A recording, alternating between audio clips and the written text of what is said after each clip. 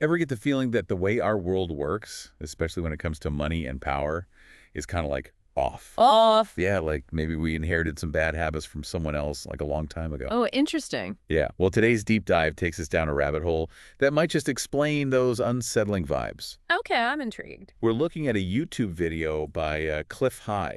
Okay. He's a researcher who explores alternative views on history Right. and his theory about the Elohim. Elohim. Yeah, I think ancient astronauts who might be the gods mentioned in those, religious texts, Okay, I see. and their possible impact on our economic systems. Fascinating. So what's Clif High saying about these Elohim? Well, he suggests that they arrived on Earth thousands of years ago, possibly between 12,000 and 8,000 years ago. Wow, so way back. Way back, and they were like cosmic conquerors, building empires and moving on. But here's the thing. What's that? They didn't just leave behind pyramids and temples. Mm. They may have left us with an economic model that's still shaping our world today. Oh, that's a big claim. So he's saying our modern economic systems are based on an alien model from thousands of years ago. That's the crux of his argument, and he calls it economic ecology. Economic ecology. Basically, the way a species manages its survival needs resources in society. Okay, I get it.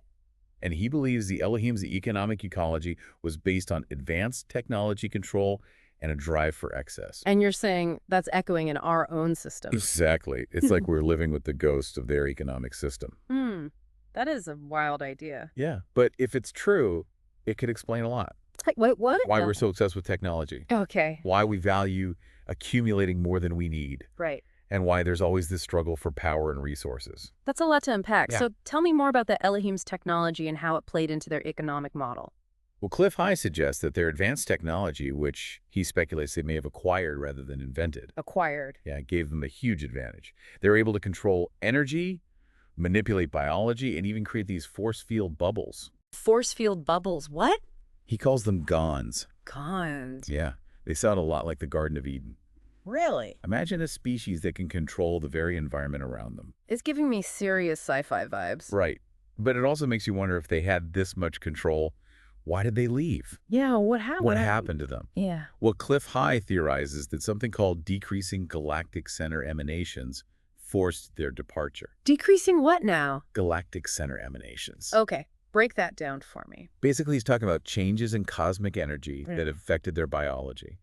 So like an environmental shift that made Earth inhospitable for them. Exactly. But before they left, their economic model seems to have taken root in human civilization, like a seed that keeps growing even after the gardener is gone. So even though they're gone, we might still be under the influence of their economic choices. It's a mind-blowing concept, right? It is, and it makes you wonder about the long-term consequences of those choices. What specific aspects of their model did they leave behind? Well, Clif High points to the value the Elohim placed on excess resources, Excess resources. a theme that pops up in many ancient texts. It suggests that our modern consumerist culture, where we're constantly bombarded with messages to buy more stuff, might be a remnant of their system. So our obsession with material possessions might not be entirely our fault. It's like a program we inherited. Exactly. It's like we're stuck on autopilot, following a program we didn't even write. But if we're aware of it, maybe we can start to change the code, right? That's the hope. By understanding the potential origins of our systems, we can start to question them, see where they're not serving us, and maybe even design something better. I like that. So are you saying this whole Elohim theory is basically a way to explain the flaws in our current economic systems? Well, let's be real for a second. This is a pretty out there theory. Yeah, how much evidence is there to actually support this? We're talking about ancient astronauts influencing our economic systems, and sounds like something out of a movie. You're right to be skeptical. Clif High relies heavily on interpretations of ancient texts, historical patterns, and a good deal of speculation. So not exactly hard science, that. He's not claiming to have concrete proof, Yeah. and it's important to approach his work with a critical eye. But even if we take the Elohim story as a metaphor, it still offers a powerful lens for examining our own world and the systems we often take for granted. So whether the Elohim were real or not, the idea that our economic systems might be rooted in something much older and potentially flawed is worth considering. It's a provocative thought, right? It is, and it could lead to some interesting insights about our own behavior and the choices we make as individuals and as a society. So we've got this fascinating theory that our economic system might have alien origins, but how does this ancient history actually connect to the way we live our lives today? Let's delve a bit deeper, shall we? I'm all ears. Let's dive in. It's like we're looking at a reflection of ourselves in this like distorted mirror. Oh, whoa. Yeah, we see familiar features. The Okay. drive for success, the hmm desire for the latest technology. Yeah. Even the way we organize our societies, but something feels off. It's like a glitch in the matrix. Right. But seriously, if we're looking at echoes of the ELohim system, where do we see the most striking parallels? Well, let's go back to those Gons for a second. Those Gons. Clif High suggests these weren't just technological marvels, they were tools of social engineering. Okay. He believes the Elohim would bring humans into these controlled environments, Huh? potentially providing for their needs, but also limiting their development. So kind of like a cosmic zoo. Yeah, like a cosmic zoo, keeping us contained and manageable. Oh, that's a disturbing thought. It is a disturbing thought. Yeah. And it raises questions about whether there are still forces at play, maybe not extraterrestrial, but Okay. certainly powerful, Okay. that seek to shape our evolution and control our potential. Hold on. Are we talking about conspiracy theories here? I thought we were just exploring a thought-provoking premise. We are, but that's the beauty of this kind of exploration. It allows us to consider different perspectives, even those that might seem outlandish at first. Yeah. Remember, the goal isn't to blindly accept Clif High's theory, but to use it as a tool for critical thinking. Okay, I can get on board with that. Right. So if we entertain this idea of control for a moment, how does it play out in the Elohim's economic model? Clif High highlights their fascination with what he calls biologicals. Biological? Yeah, remember their advanced understanding of genetics?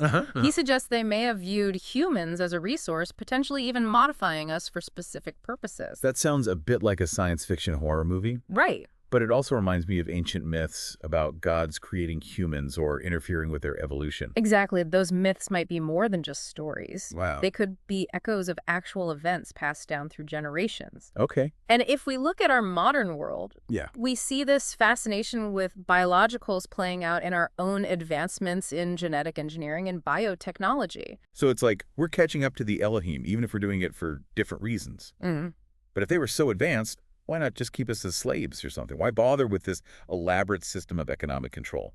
Clif High suggests a rather unsettling answer. He believes they saw Earth as a kind of farm. A farm. Yeah, a place to cultivate life and potentially harvest resources. Whoa, that's dark. Yeah. So instead of just taking what they wanted, they created a system where we essentially do the work for them. It's a chilling thought, but it aligns with their empire-building tendencies and their focus on control.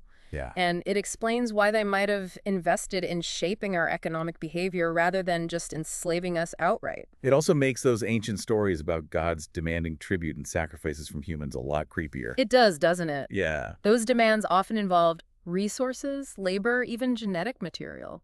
It paints a disturbing picture of exploitation. Okay, so let's say for argument's sake that the Elohim did set up this system.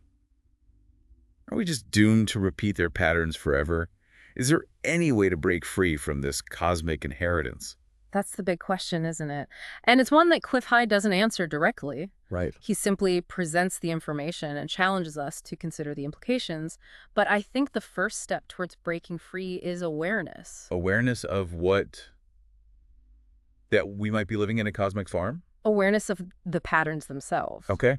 The drive for excess, Mhm. the obsession with material possessions, Yeah. the relentless pursuit of more. These are all behaviors that are deeply ingrained in our society. But aren't those just human nature? I mean, we've always been competitive, always striving for more. That's what we've been told. But what if those impulses are not entirely our own? What if they're echoes of a system that was imposed upon us? You're saying we might be living out a script we didn't even write. It's a possibility. That's a pretty heavy thought. It is. But even if that's true, how do we change it? It starts with recognizing the script. Once we see the patterns, we can start to question them. We can ask ourselves, does this behavior actually serve me? Does it align with my values? Or am I just following a program that was installed thousands of years ago? So it's about becoming aware of the programming and then making conscious choices to deviate from it. Exactly. It's about reclaiming our agency, about becoming the authors of our own story rather than just characters in someone else's play. Okay, that makes sense. But it also sounds incredibly difficult. I mean, we're talking about rewiring our entire economic system, our social structures, even our own desires. It's a monumental task, no doubt. Yeah. But it starts with individuals questioning the status quo, seeking alternative ways of living, and creating systems that are more aligned with our true values. So what will it look like in practice? Give me an example. Well, imagine a world where we value collaboration over competition, Okay. where we prioritize sustainability over endless growth, where we measure success not by how much we consume, but by how much we contribute to the well-being of our communities and the planet. That sounds pretty utopian. It does, but I get your point. Yeah. It's about shifting our focus from me to we, Okay. from individual gain to collective well-being. Precisely. And that shift in perspective is essential if we want to break free from the potentially destructive patterns of the past and create a future that is truly sustainable and just. That's the goal. Okay, I'm starting to see how this all connects. But if we're going to rewrite the script, we need to understand where it came from. So let's go back to the Elohim. What happened after they left Earth? Did they just disappear into the cosmos? Or is there more to the story? That's where things get really intriguing. Clif High doesn't believe they simply vanished. Oh, really? He points to hints in ancient texts Okay. that suggest a remaining presence, maybe a small group that stayed behind or even, returned periodically. Wait, so they might still be out there watching us, maybe even pulling some strings behind the scenes that's straight out of an X-Files episode. It's certainly a possibility, and one that Clif High leaves open to interpretation. But he focuses more on the legacy they left behind, Okay. the imprint of their economic ecology on human civilization. Remember, even if we don't have concrete proof of their continued involvement, the patterns they established are still very much alive in our world today. That's what's so fascinating about this deep dive. Even if we take the Elohim story as a metaphor, it still offers a powerful way to understand our own behavior and the systems we're embedded in. Exactly. Whether we're talking about ancient astronauts or simply the enduring patterns of human history, the question remains, can we break free from systems that might no longer serve us? Okay, so let's circle back to that question. If we are living with this inherited economic system, this drive for excess and control, how do we actually start to change things? It feels like such a massive undertaking. It is massive, but not impossible. Clif High doesn't offer a step-by-step guide, Right. but he does provide some food for thought. He suggests that understanding the origins of our systems is the first step towards transforming them. So knowledge is power. Knowing where these patterns came from gives us the power to change them. In a sense, yes. When we see the potential roots of our behavior, we can start to make more conscious choices. We can question the assumptions that drive our economic system, our consumption habits, and even our definition of success. It's like waking up from a dream and realizing we have the power to create a different reality. Exactly. It's about reclaiming our agency both individually and collectively. It's about asking ourselves, what kind of world do we want to live in, and what are we willing to do to create it? So instead of just accepting the status quo, we can become active participants in shaping a different future. Precisely. And that starts with awareness, with having these kinds of conversations, and with exploring alternative ways of thinking and being in the world. So where do we go from here? What are some practical steps we can take to break free from these potentially outdated patterns? Well, there's no one-size-fits-all answer. Right. But I think it starts with questioning everything. Question our consumption habits. Question the messages we're bombarded with.